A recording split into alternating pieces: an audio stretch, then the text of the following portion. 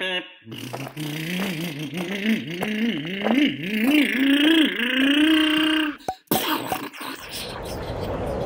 hat!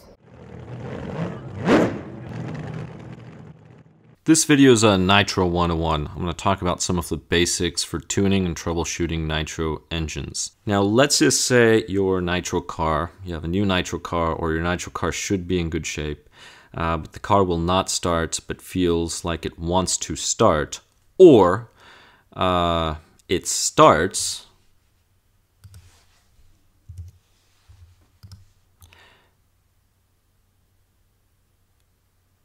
in the air, so the car is lifted off the ground, it starts in the air, and then dies when you put it on the ground.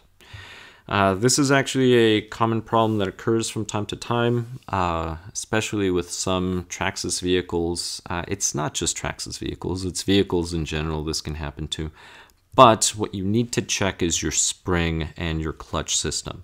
So this is your bell housing, this is your shaft from your engine, and you're going to have these two pins on the flywheel. So the flywheel would be back there. This is in front. These are your two clutch pads. Now there are other systems that use more than two clutch pads, but again, Traxxas system, it uses two. So these shoes here have a spring, and the spring actually goes all the way around. There's a groove inside of this where the spring sits.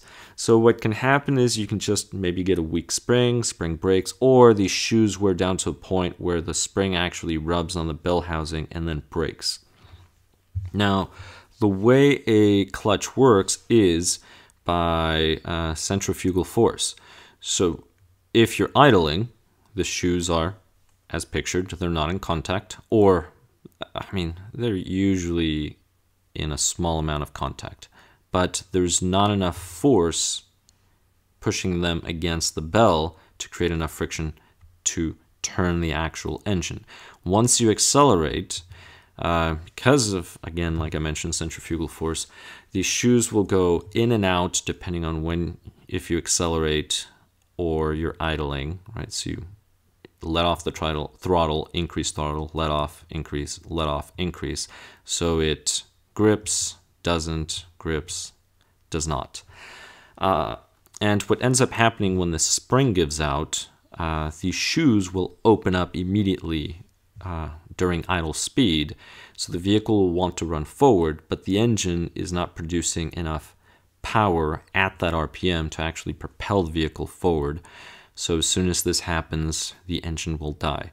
So generally all you have to do is just replace either the spring or these little clutch shoes. To be honest, if you're replacing the spring, might as well replace the shoes. Even if they look good, just replace everything. Thank you very much for watching. I'll catch you in the next one. Please subscribe. Oh, my hair! My car! My rod!